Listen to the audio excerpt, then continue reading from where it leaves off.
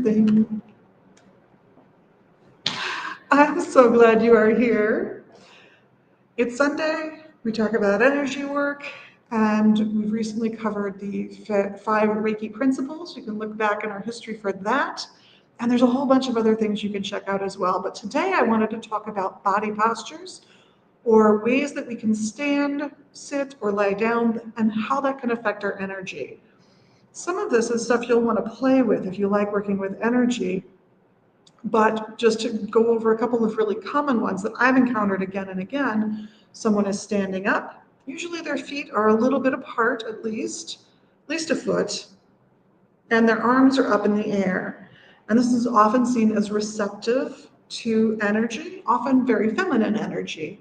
Might be goddess identified energy. It really depends on the circumstance and the tradition you're working with. For some, it's simply about universal energy. It's a wonderful way of reinforcing a particular type of working that you want to do to hold a physical posture. Another really common one that I see again and again is one where the feet are together in a standing position and the arms are crossed one in front of the other.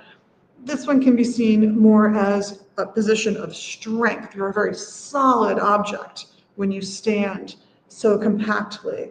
So this is not so much about receptivity as it is strength and being strong enough to receive the message. And therefore, in some traditions, it's been associated with a more masculine kind of energy work. That said, men and women have each used these symbols, these body positions, for as long as anybody can look back. So it's not restricted by your personal physicality, but rather by the energies you choose to interact with beyond yourself or call to yourself. That said, there's a wonderful set of postures that are gleaned from around the world that I really like working with.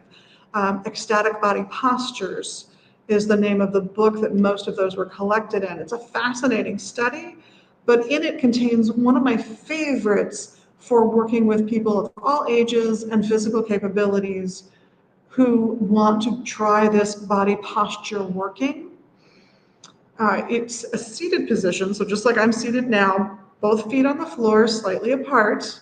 You take your right hand, I know it looks like my left, but my right hand, and you wrap it around the front of your knee, which kind of pulls you forward a little bit, right? You take your left hand and you put it on top of your left thigh. And this not only pulls you forward a bit, but it twists you just a little bit. And if you think about how that feels in the body, it feels like a storyteller position, like someone is about to share a story, maybe a parable, some kind of tale with a lesson attached to it, right? So when I have used this in meditation workshops about body posturing and how being in different positions affects the energy of the meditation, most people, despite the fact that I don't warn them, come back with a story of some kind. They heard a story, as though they were channeling a story that they were then going to share, which they did as soon as the meditation was over. So when you are doing energy work, meditation work, even prayer work, frankly, having different body postures can be really valuable.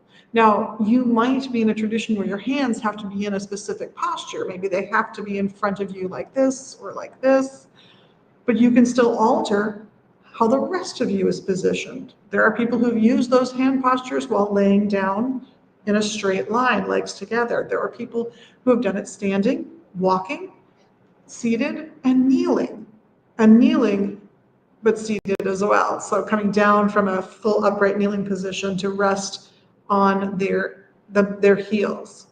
It's a wonderful experience to play with. If you do choose to give it a try, I really recommend that you do some journaling with it, because you might look back in a year and discover a pattern to how your body relates to your energy work. And it might be different from everybody else's. So go into play and explore, and hopefully we'll see you here soon. This is Liz at Magus Books and Herbs in Minneapolis and magusbooks.com.